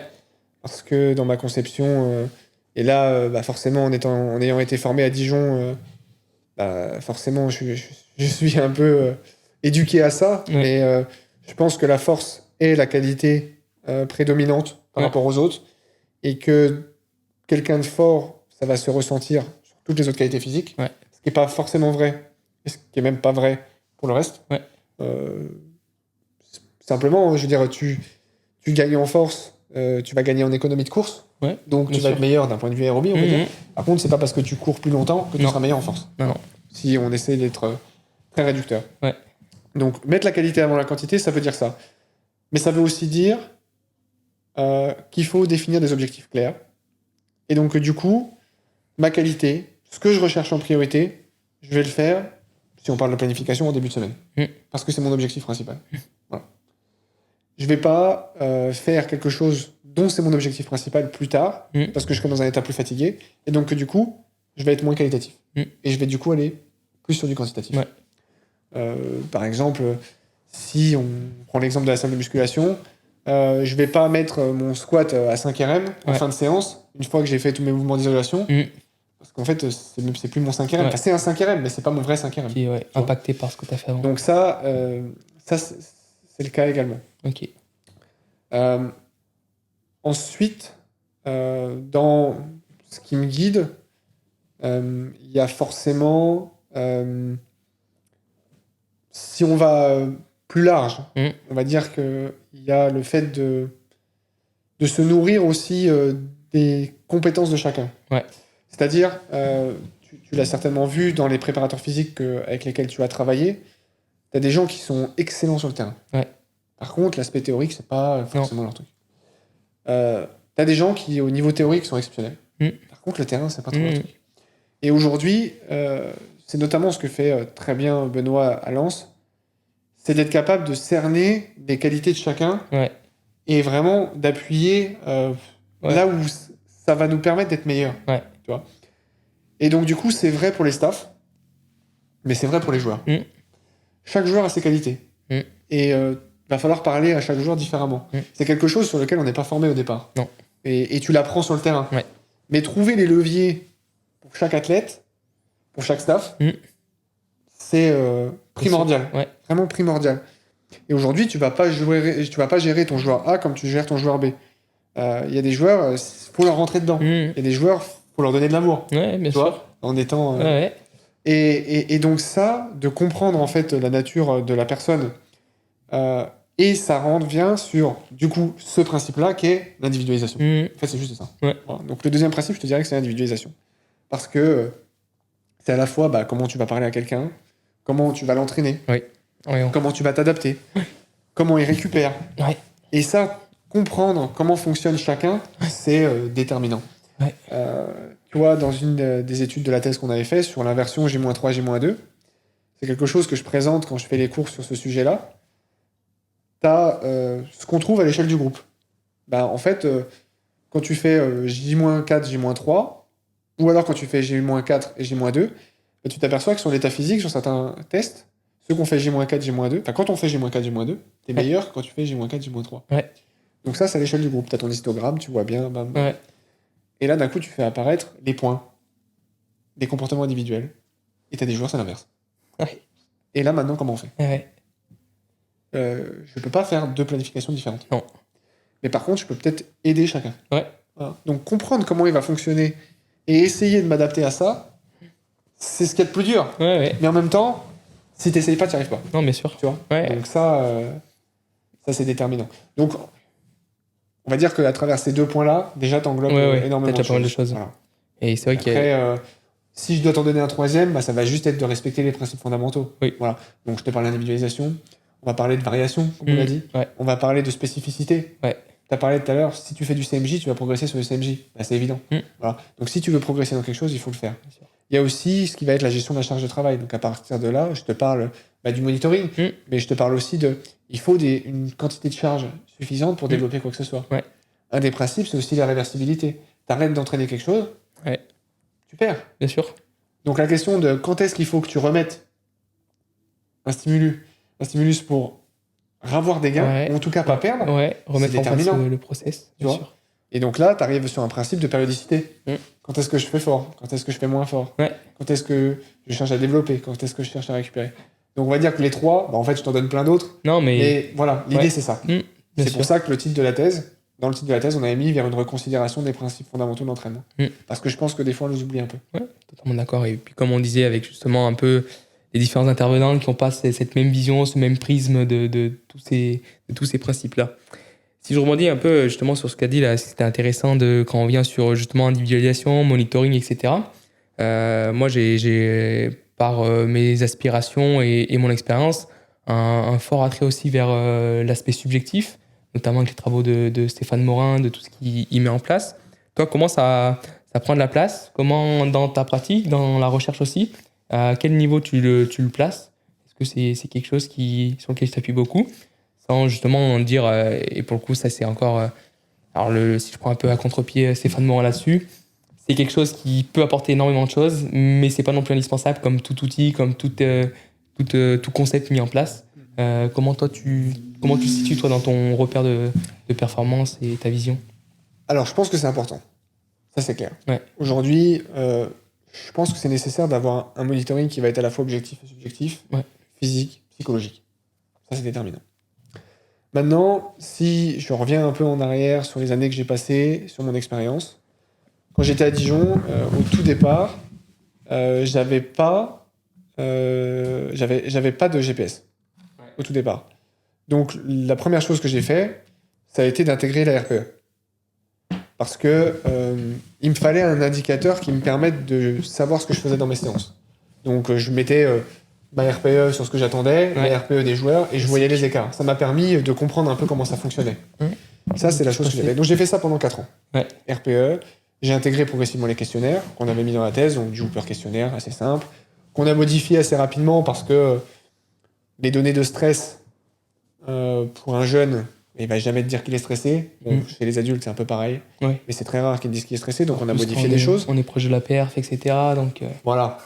Et tu vois, d'ailleurs, cette année, à Lens, on fait pas le questionnaire veille de match parce qu'on sait qu'ils sont inutilisables. Ok. Parce que les mecs, ils disent tous qu'ils sont à fond, alors que ils veulent jouer, c'est normal. Ouais, bien sûr, c'est normal. Donc ça, c'est... je fais mes 4 ans à Dijon et ça se passe comme ça. Et au fond de moi, j'ai ce côté où je me dis, je suis pas fan de la RPE, quand même. Tu vois, je sais pas quoi en faire, je sais pas quoi en tirer. En soi, je sais quoi en faire et quoi en tirer. Oui, ça donne un repère. L'attrait que les joueurs ont à ça et l'objectivité qu'ils te donnent, je suis pas convaincu. Tu vois, dans ma pratique personnelle de sportif, j'utilise la RPE. Et je me rends compte de la difficulté que c'est de noter.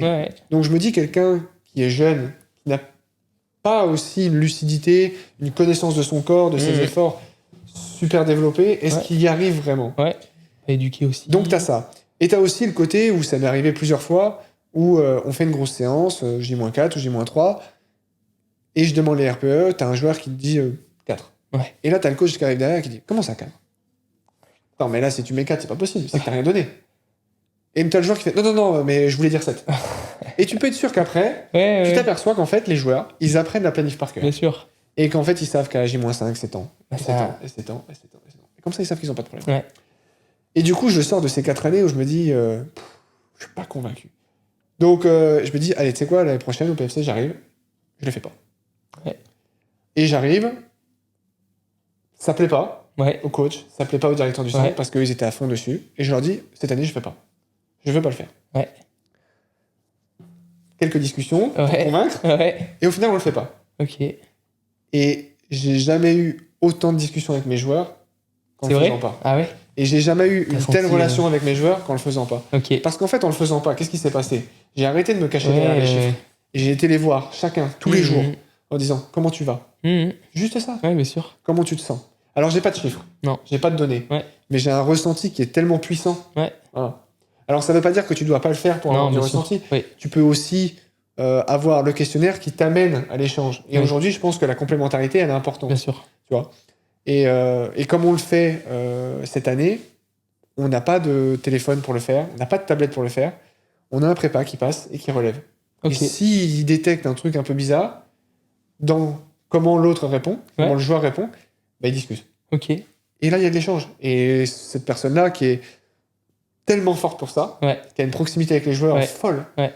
Et ça, quand je te dis que tu vois, as des compétences différentes sur les prépas, lui, c'est exceptionnel. Ouais. Et il est capable de te dire, il a un ressenti sur le groupe qui est extraordinaire. Ouais. De dire, ok, aujourd'hui, là, ils sont...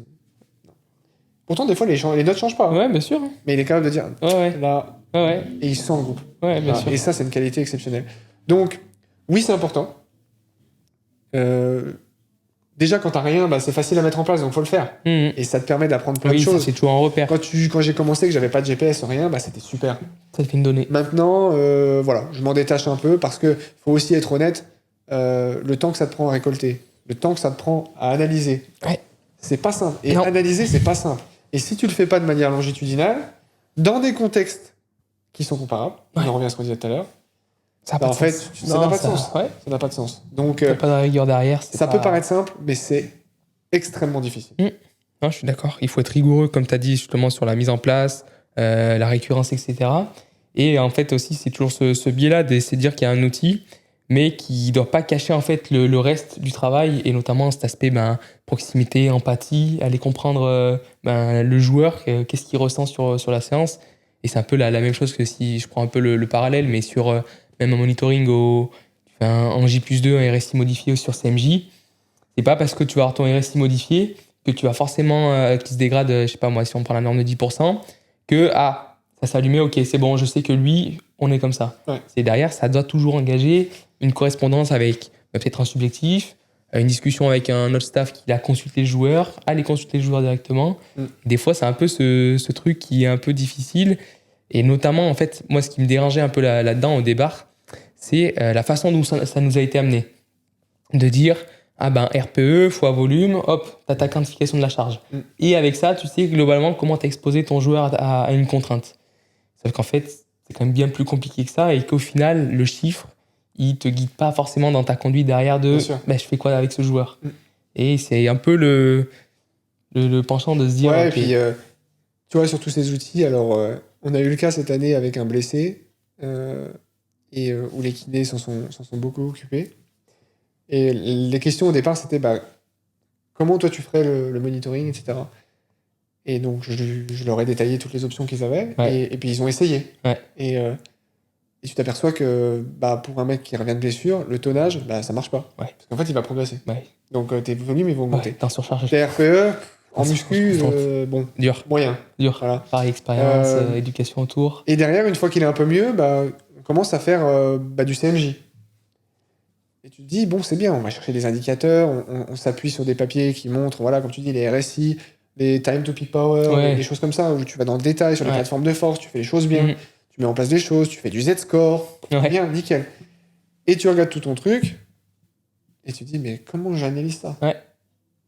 Et en fait, tu vois que le mec, il n'est pas moins fatigué maintenant qu'il était il y a 8 semaines. Il a progressé. C'est juste ça. Oui, bien sûr. Donc quand tu le fais au centre de formation, c'est super dur, parce qu'en fait, les mecs progressent. Ouais.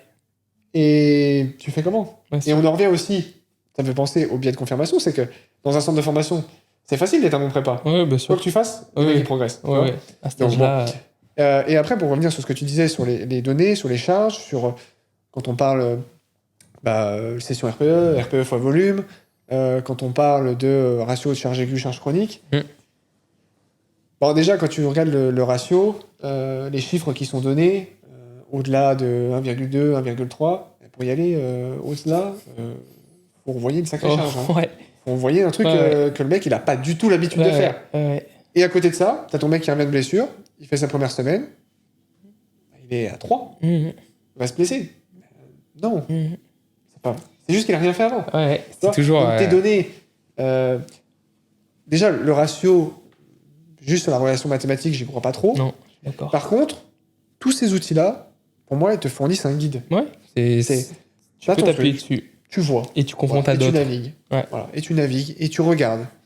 Mais on en revient toujours au même, quand tu parles de la blessure, c'est trop facile de dire, lui, s'il s'entraîne, il va se blesser.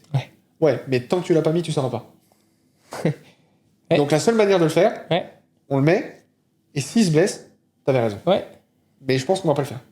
Et puis même on va pas aller jusque-là. Et même si ça se passe, il faut toujours aller chercher du coup derrière aussi le contexte, psycho, est-ce que l'environnement, machin, est-ce que c'est l'indicateur que toi t'as analysé, ou est-ce qu'en fait il y a d'autres indicateurs qui étaient allumés déjà depuis 2 semaines et que t'as pas vu, et en fait t'as juste cru que celui-là était bon, et du coup...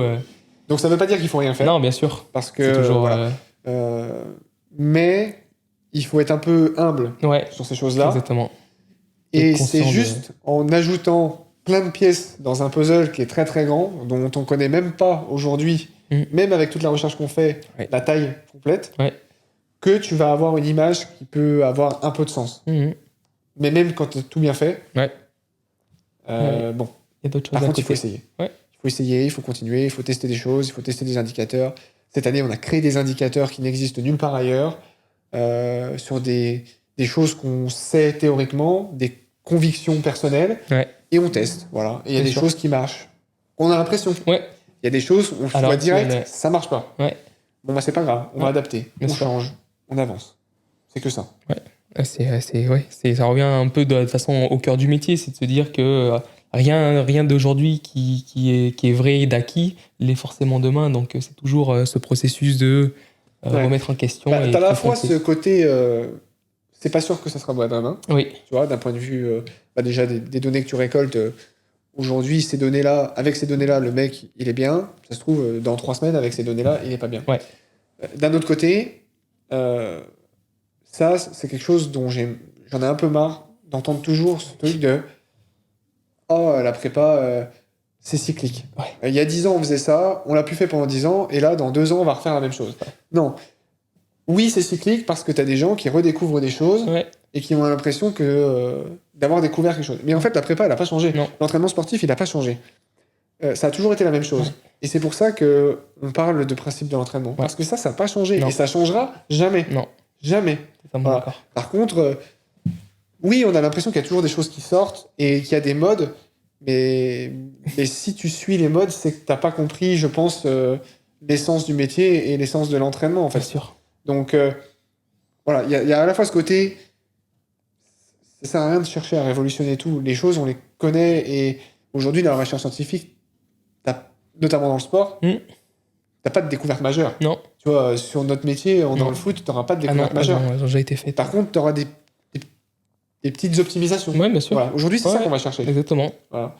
Ça va être des modèles de planif, ça va être des choses comme ça, mais l'entraînement, il change pas. Non, les principes de base, ils sont là, les méthodes de base, elles sont là. Si là, on prend un peu les derniers cas à la mode, mais si on prend l'isométrie, on regarde les années 80, Werner Günther, il y avait l'isométrie. Exactement. Il y avait l'isométrie où on maintient et l'isométrie où on pousse. Donc ça existait déjà, c'est parti, mais oui, ça revient, c'est des phénomènes. Mais c'est toujours être conscient que les grandes bases, je pense qu'elles sont bien mises en place. Et après, comme tu as dit, c'est le détail, c'est justement peut-être là où ça peut changer, c'est vraiment peut-être le contexte. Si on prend le contexte football, l'augmentation du nombre de compétitions, les enjeux qui augmentent, les tailles d'effectifs, les modifications, même tu vois, si je reprends un peu les règles de jeu, 5 changements avant C3, c'est peut-être tous ces changements-là qui font qu'elle considère des choses différemment, mais que globalement, la façon d'entraîner et les réactions qu'il va y avoir à ça on sait un peu à quoi s'attendre de manière globale. Donc, ouais, et puis comme tu dis, le contexte, aujourd'hui, est-ce que nous, au RC Lens, on fait la même année que le PSG? Non. Aujourd'hui, nous, cette année, on va faire 37 matchs compétitifs. Eux, Ouais. je n'ose même pas savoir comment ils vont en faire. Ouais, Ouais, ils vont pas loin d'être du double. ouais, je pense. Ouais. Tu vois. Ouais. Donc, dire dans le foot, il faut s'entraîner comme ça, non, Dur. non, c'est pas vrai. Ouais. Déjà, on est un des seuls sports, je pense, où on va aussi peu dans la salle de musculation. Oui. Ce que je comprends pas. Non. On part du principe On est qu'un d'accord. footballeur doit pas en faire, mais non, Non. c'est pas vrai en fait. Non. C'est pas vrai. Si on prend les principes Alors, de base de l'entraînement. Aujourd'hui, te dire que si j'ai les mains libres, je vais faire squatter un mec à 200 kilos avec les pros, non, parce qu'en fait, le problème, c'est qu'ils savent pas le faire. Non. Donc c'est sûr que demain, je vais pas y aller. Mais c'était la vision que j'avais quand j'étais au centre de formation, que maintenant j'ai toujours chez les pros, c'est que quand j'étais au centre, je disais, un joueur qui a été formé chez nous à l'école de foot et la préformation, il doit avoir les bases pour que quand il arrive chez moi, ça soit facile.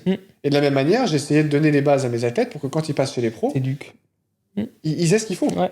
Ils vont à tout et là, panel. aujourd'hui, quand tu es chez les pros, c'est pareil. Ouais. Tu as l'attente que des mecs qui ont connu un cursus centre de formation, ils arrivent avec les bases. le mec, il sait faire un soulevé de terre, il sait faire un squat, Mhm. il a vécu ces situations-là. Ouais, tu vois Et aujourd'hui, quand c'est bien fait, tu vois des garçons de centre de formation qui arrivent et qui sont déjà capables de faire bien plus en termes de charge, pas forcément muscu, mais de charge de travail, ouais, bien sûr. Que des joueurs qui sont pros, mais qui ont eu. Pour qui ça a été un peu moins bien fait, je pense. Moins cette éducation, et moins de cette panel. éducation à l'entraînement, parce que quand tu vois dans d'autres sports ce qui se passe, je pense que là-dessus, on est en retard. Ouais, je suis d'accord. Vraiment. Ouais, bien sûr. Rugby, même basket, quand on voit qu'en basket, on sort d'un match, on peut aller. Et ils jouent plus souvent que nous. Aller chercher des contraintes pour justement engendrer la progression. C'est des questions qu'on a pas encore forcément au football. On essaye, je pense, Ça va venir. dans certains endroits. Mais ça prend du temps. Si on finit par une petite partie un peu sur ta profession actuelle, si je prends une journée type aujourd'hui pour toi au club, à quoi ça ressemble un peu maintenant? Alors, nos journées, elles commencent toujours par ce qu'on appelle un scrum. Donc, c'est une réunion qui va concerner le médical et l'aspect préparation physique, nutritionniste, diététicien. Où là, on va faire un point sur tout ce qui est blessé. Voilà. Donc ça, c'est notre rendez-vous matinal. Donc, généralement, on commence cette réunion, il est 7h45. Donc, nous, on arrive un peu plus tôt, aux alentours de 7h, 7h15, histoire de se mettre en place. Derrière ça, on déjeune ensemble. Ensuite, on va dire qu'il est à peu près 8h15. La séance commence à 10h en salle, muscu. Donc d'ici là, on a chacun du temps pour notre métier. Donc moi, dans mon cas, je vais continuer mes projets de recherche. Voilà, donc ça peut aller dans plein de directions différentes, mais en tout cas, c'est un temps qui m'est dédié. Ensuite, on passe en salle de musculation. Donc sur ce rôle d'adjoint, je vais être en salle de musculation pour aider le prépa qui est référent de la salle. Donc que ce soit pour des préventions individuelles, que ce soit pour des circuits collectifs. Donc là, ça, on a 30 à 40 minutes, à peu près. À 10h45, on commence l'entraînement. Donc, suivant le jour, ça va durer entre 50 minutes et 1h15, 1h30. Voilà, donc là, sur le terrain, je n'ai pas de rôle dédié. Je vais être en observation, je vais être en appui du responsable de la perf. Je vais être en appui du responsable du terrain, où je vais aider sur les échauffements. Et après, sur le reste de la séance, je peux être à la source, je peux aider à récupérer le matériel. Ça peut être vraiment très large. Je n'ai pas de rôle dédié là-dessus. Voilà. Par contre, je suis dans l'observation et c'est important aussi. Derrière la séance, par contre, là, c'est moi qui vais gérer tout ce qui est GPS, donc exportation. Donc en sachant qu'on a deux parties sur le GPS, il y a une partie où c'est le data analyst qui va gérer. Et moi, je récupère une autre partie où là où le data analyst va faire les rapports pour tout le monde, moi je vais faire des choses qui vont être un peu plus détaillées que pour le responsable de la perf et moi. Voilà, où on va dans des choses un peu plus précises, on essaie de comparer des choses qui sont comparables, comme je te disais, donc des J-3 avec des J-3 dans des contextes similaires, etc. Où là on teste aussi des nouvelles variables, comme je t'expliquais, de monitoring, de tout ça. Derrière on mange ensemble. Et l'après-midi, alors souvent on a des séances de musculation avec les jeunes du centre de formation qui sont proches du groupe pro, Ok. qui sont sur un entre-deux. Ouais. Voilà, donc ça arrive 2 fois par semaine. Ok. Et le reste de l'après-midi, ça va être dédié, toujours pareil, à des projets de recherche, Ok. à avancer sur l'aspect R&D. Ouais. Donc ça peut être des réunions de travail, ça peut être, ça peut être très très large. Et j'essaye au maximum de finir ma journée en faisant du sport pour moi, Ouais. avant de rentrer. Et je rentre chez moi, il est généralement entre 19 et 20 heures. Ouais, donc des journées bien remplies. Ouais. Comme tout le monde. Ouais, hein. c'est ce Comme que tout j'allais le monde dire, dans je ce pense que métier-là. le Ouais. milieu veut ça. Ouais. Ok, super. Donc vraiment cet aspect recherche qui est un peu dans le fil de ta journée, avec Ouais. le terrain quand même qui est Ouais. toujours proche, les Toujours. interactions avec les différents intervenants. Ouais. C'est l'avantage aussi de mon métier, c'est que je collabore un peu avec tout le monde. Ouais. C'est super, ça. Et ça, pour le coup, c'est cool parce que je me nourris de tout le monde, j'apprends de tout le monde. J'ai la chance d'avoir touché un peu tous les métiers de la prépa, que ce soit la réathlée, la muscu ou le terrain. Ouais. Et donc là, tu peux. J'ai cette possibilité, via mon rôle, d'être capable de discuter avec les 3 personnes qui ont ces 3 rôles-là, de leur apporter des pistes de réflexion, Ouais. que eux m'apportent leur vision des choses, et ça nous permet d'échanger. Même avec le médical, on va avoir des échanges. Et donc ça c'est riche. Et l'avantage de discuter avec toutes ces personnes-là et d'avoir un pied en salle, d'avoir un pied sur le terrain, c'est que pour ma partie de R&D, j'ai des thématiques qui me viennent, Ouais. des pistes de réflexion, où des fois je me dis on pourrait peut-être faire un peu différemment, on pourrait peut-être améliorer certaines choses. Parce que les améliorations, elles vont pas être liées qu'à de la recherche, ça peut Non. être organisationnel, ça peut être... Bien sûr. voilà, donc Ok. ça va chercher un peu loin. Ouais, super. Et si pour finir, est-ce que tu aurais une piste de projet là actuellement sur laquelle tu travailles ou une direction dans laquelle tu prends? Est-ce qu'il y a quelque chose que tu voudrais peut-être nous évoquer ou quelque chose qui te passionne actuellement sur justement cette partie recherche et développement? Ouais, alors pour moi, il y a 2 sujets dans la recherche qui me passionnent et qui, je pense, sont au cœur de notre métier. Ouais. Le premier, c'est la planif. Et ça fait maintenant quelques années que j'explore le sujet. Ouais. Et il y a un deuxième sujet qui me paraît déterminant et que j'aimerais explorer, mais qui va être très difficile à faire, c'est le désentraînement. Ok. Comme je te parlais tout à l'heure de réversibilité, c'est cette thématique de désentraînement, parce qu'aujourd'hui, si tu prends nos planifs, maintenant, c'est un peu acquis que toutes les semaines, il faut faire de la vitesse. Ouais. Donc on fait du sprint toutes les semaines, tu as La un dose aspect minimale. protecteur du risque de blessure, il y a un aspect aussi performance, quelque part. Bien sûr. Donc on part du principe que si on ne le fait pas toutes les semaines, il y a un risque qui est accru. Ouais. Voilà. Donc c'est une des thématiques du désentraînement. Ouais. Maintenant, en tant que prépa physique, être capable de dire mon rappel aérobie, mon intermittent ou quoi que ce soit, je sais qu'il va falloir que je le fasse toutes les 4 semaines pour que je conserve les bénéfices de ce qu'on a travaillé en pré-saison. Ouais.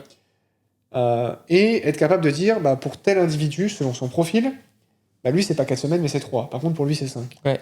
Et du coup, être capable de construire ses planifs par rapport à ça, ça me paraît être une thématique qui est déterminante, qui est très difficile à étudier. Ouais. Peut-être qu'il existe des pistes sur l'aspect hormonal. Je sais qu'il y en a qui étudient ça sur justement les entraînements combinés, sur les interférences, qui ont été chercher, voir si sur l'aspect moléculaire, hormonal, il n'y avait pas des pistes qui pourraient dire ok, toi tu es répondeur fort, toi tu es répondeur faible. Ça peut être aussi sur l'affûtage. Il y a des études qui étaient sorties, notamment celle de Bruno Marié dans sa thèse, où il montrait qu'il y avait des joueurs qui étaient plutôt répondeurs forts à l'affûtage, d'autres répondeurs faibles, donc certains qui ont besoin de plus de temps, moins de temps. Et je pense qu'on pourrait peut-être étudier ça sur, comme je te dis, l'aspect moléculaire, hormonal, qui pourrait nous dire, selon le profil de ce joueur-là, il y a des chances que lui, sur certains aspects de la performance, il ait plus tendance à progresser vite, mais du coup aussi à avoir une perte plus rapide. Quand d'autres vont avoir un maintien plus rapide. Tu vois. Et ça, j'avoue que c'est quelque chose que j'adorerais explorer. Aujourd'hui, je n'ai pas la possibilité tout de suite maintenant, mais c'est quelque chose qui est dans un coin de ma tête, et si j'ai la possibilité de le faire, je le ferai. Ok, je trouve ça passionnant, et ça me fait presque penser aussi un peu, si je prends moi ce que j'ai pu étudier un peu, c'est le neurotyping. On a peut-être un petit quelque chose aussi de proximal par rapport à ça, d'avoir une correspondance, alors pour le coup hormonal, par rapport à l'athlète, qu'est-ce qu'il a besoin, à quoi il réagit le mieux, et un peu son axe de progression. Je pense qu'il y a quelque chose à creuser.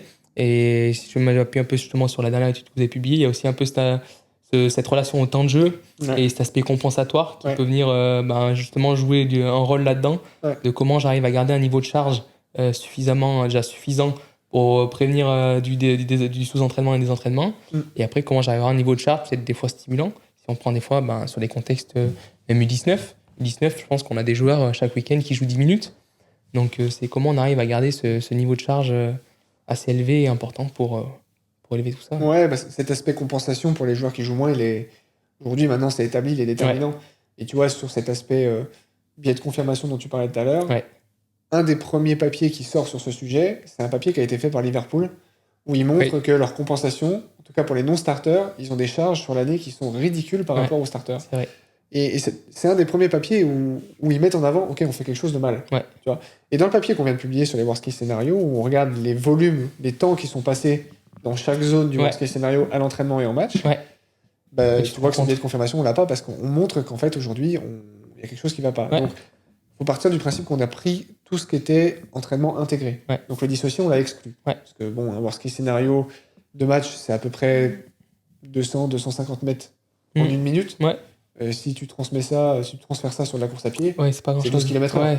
Donc, sur du dissocié, c'est pas grand-chose. Voilà. Donc, on avait pris en compte que le travail intégré. Et tu t'aperçois que sur les très hautes intensités, à l'entraînement, t'as pas de différence entre un starter et un non-starter. Et ça, que ce soit dans une période de congestion où tu vas jouer 4 matchs en 2 semaines, mais également dans une période où t'es pas en congestion, où tu joues 4 matchs en 4 semaines. Et où là, t'as des entraînements qui cherchent à aller chercher ces intensités-là. Donc, ça va encore une fois dans le sens que, aujourd'hui, la périodisation tactique, notre entraînement, je vais parler pour notre contexte, mais je sais que c'est lié à beaucoup de contextes, on va pas dire tous, mais beaucoup de contextes, notre planification ne reproduit pas la compétition. Alors que la base de la planification tactique, c'est ça. Donc, ça ne le fait pas pour un joueur qui joue, mais à la limite, il joue. Donc, il a quand même Donc, en fait, pour se rapprocher du match, il va faire le match. Il a le match. Il a tu vas pas l'amener à être plus performant, mais au moins, il a une certaine concurrence. Et c'est il a au pour moins ça cette constance. C'est pour ça aussi que les joueurs qui jouent au niveau européen conservent un niveau de perf parce qu'ils sont toujours entraînés principe par de continuité. le match. Continuité de Par contre, stimulation. pour ceux qui jouent moins, bah aujourd'hui, tu n'y arrives pas. Voilà. Et ça, c'est une problématique qu'il faut contrer. Et je pense qu'une des pistes, c'est d'avoir des compensations avec plus de joueurs. Aujourd'hui, dans les staffs, dans les effectifs pro, tu tournes à peu près à 25 joueurs. Bah, tu en as toujours une quinzaine qui vont jouer. Tu as tes blessés. Ça veut dire que tu te retrouves avec au mieux 10 joueurs en compensation. Bah, 10 joueurs, tu vas pas faire un 10 contre 10. Non. Donc, pour ça, avoir des joueurs de post-formation qui sont capables de venir compléter l'effectif pour aller sur des grands jeux, sur des oppositions, pour reproduire le match, je pense que d'après le principe de spécificité, il n'y a rien de mieux que faire des matchs. Non, c'est clair. Donc, encore une fois, la prépa, c'est simple. Mais ce qui est dur, c'est de rester simple. Et dans le contexte. Donc, voilà. Et ça, c'est une piste qu'on essaie d'explorer. Donc, c'est une partie du désentraînement. Voilà, c'est vrai que tu as raison. Mais on peut aller plus loin. Et en plus, je pense à un peu les interactions que j'ai avec mes anciens collaborateurs. J'en ai un Jérémy Fogpori, qui est clairement maintenant en Ligue 2. Et demain à Dunkerque, il y a Dorian Debo en Ligue 2 aussi. Format vendredi. Donc, vendredi soir, tu joues. Des fois, tu rejoues le vendredi d'après. Donc, tu as toujours la question de comment tu organises la semaine. Et la plupart du temps, c'est samedi matin, on fait compensation et repos et récup. Et tu as le dimanche off parce que familial, etc., ces contraintes-là. Mais du coup, tu as l'aspect, tu perds un jour. Et tu as cette notion, des fois, de effectif assez réduit. Quand tu as un peu de blessé, etc., le samedi matin, moi, j'ai eu des retours. On est 3. On est 4. On en a un qui a un pépin, on peut pas forcer aujourd'hui, on est 4. Comment on arrive à stimuler peut-être un rework et scénario, peut-être avec vraiment cet aspect global de la charge, cognitif, contexte de chaos, etc. C'est plus dur. C'est plus dur. C'est pour ça qu'aujourd'hui, le dissocié, ça reste la solution la plus simple. C'est la solution la plus simple, mais peut-être pas l'optimale. Il y a peut-être justement d'autres choses, comme tu as dit, à gonfler un peu les effectifs sur ces moments-là, avoir peut-être voir des trucs avec les réserves, etc. Mais si on veut vraiment aller chercher, justement, je pense, cette réserve-là et de enlever cette partie des entraînements, je pense qu'il faut aller vers ces méthodes où on vient augmenter les effectifs et on fait un entraînement au final qui vient se rapprocher le plus possible du match pour avoir... Bien sûr, mais c'est contraignant parce que ça veut dire qu'il faut être aligné avec la réserve. Et généralement, c'est la coordination. La réserve, ça joue souvent le samedi. Toi, en Ligue 1, tu vas jouer vendredi, samedi, dimanche. Dès que déjà tu décales tes planifs. Comment tu gères ça c'est très compliqué. Comme tu l'as dit, c'est un vrai sujet. En Ligue 1, là, si on prend cette semaine, on a joué dimanche, on rejoue dimanche. La semaine prochaine, on joue vendredi. Donc, on n'a que 5 jours. Ouais. Et après, on rejouera le dimanche. Ouais. Donc là, d'un coup, tu te retrouves à 9 jours. Ouais. Donc ça, c'est quotidien. C'est le contexte. Et c'est là qu'aussi, du coup, dans ton monitoring, comme on disait tout à l'heure, de comparer des choses qui sont comparables. Est-ce qu'une semaine où tu as 5 jours d'entraînement, ton J-3, tu vas le comparer avec ton J-3 quand tu as 7 ou 9 jours?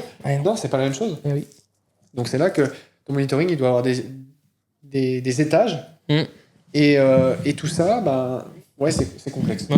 C'est là où c'est pas impossible, mais c'est complexe. L'œil, il va être extrêmement important dans... je connais un peu l'état de fatigue des joueurs. Je sors de mon J-3 en semaine courte. J'arrive à sentir. Même si mes datas, elles sont peut-être 50% de ce qu'on fait sur des semaines longues, mais je sens qu'en fait, au final, il y a quand même quelque chose. Je vais aller voir un peu la fatigue. Ok, on arrive à 2-3 indicateurs, se dire, bon, on est quand même pas si loin. Même si, pour le coup, le GPS, il te dit que, ah bah non, aujourd'hui, c'était pas intense. En tout cas, t'as pas les zones voulues. Bien sûr. T'es obligé d'avoir cet œil-là parce que... Ouais. Et ça, pour le coup, peut-être que cette distinction entre le monde académique et le monde de terrain, aujourd'hui, c'est là qu'il y a une grosse divergence. Ouais. C'est que le monde académique a du mal à reconnaître l'expertise, l'expérience parfois. Et cet œil. Cet œil qui, aujourd'hui, quand on sort d'études, on a du mal à le concevoir. Ça. Parce que nous, on nous a appris qu'il y avait des chiffres, il y avait des données, et ça fonctionne comme ça. Ouais. Mais tu vois très vite que ton expérience, elle est... De toute façon, elle va fonctionner à partir du moment où aussi tu as l'autre côté. Bien sûr. Ça peut pas être indissociable. Mais comme tu dis, quand tu as des contextes de semaine qui sont totalement différents, tes données, tu peux pas t'appuyer dessus. Non. Tu pourras pas. Ouais, non. Donc il va falloir t'appuyer sur ton œil, sur ce que tu vois. Ouais. Et tu as des choses où il n'y a pas de données. Mais un mec qui revient de blessure, il est remplaçant pendant 2 mois, et d'un coup il vient de jouer 90 minutes. Ces données, elles sont bonnes. Ouais.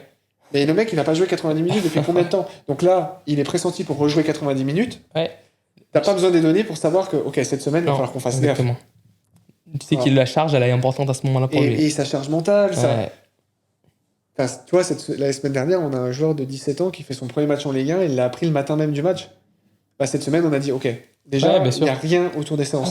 Il n'y aura pas d'extra, il n'y aura pas de finition, il n'y aura pas de spé, il n'y aura pas de choses comme ça. Parce que c'est pas possible. Bah non. La charge mentale qu'il prend, émotionnellement, il n'est pas préparé à ça. Il se retrouve titulaire dans un match de Ligue 1 alors que... c'était pas et ça, on n'a pas de certitude que c'est le bon choix. Non. Ça se trouve, on aurait pu faire plus. Et donc, on perd du temps. Peut-être. Et en même temps... Mais on n'aura jamais de certitude là-dessus. Donc, ça, c'est l'expérience des gens qui sont au club depuis longtemps, qui ont vécu dans ce monde-là depuis longtemps et qui disent, bon, c'est vrai qu'il y a peut-être un truc. Ouais. Totalement d'accord. Est-ce qu'il y a un sujet que tu aurais voulu développer? Non, je pense qu'on a fait le tour. On a fait quand même un bon tour. Pas mal de choses, ouais. Mais merci beaucoup pour ce temps d'échange. Franchement, c'était très enrichissant. Mêler cette science-là à cet aspect terrain, moi, c'était quelque chose d'important.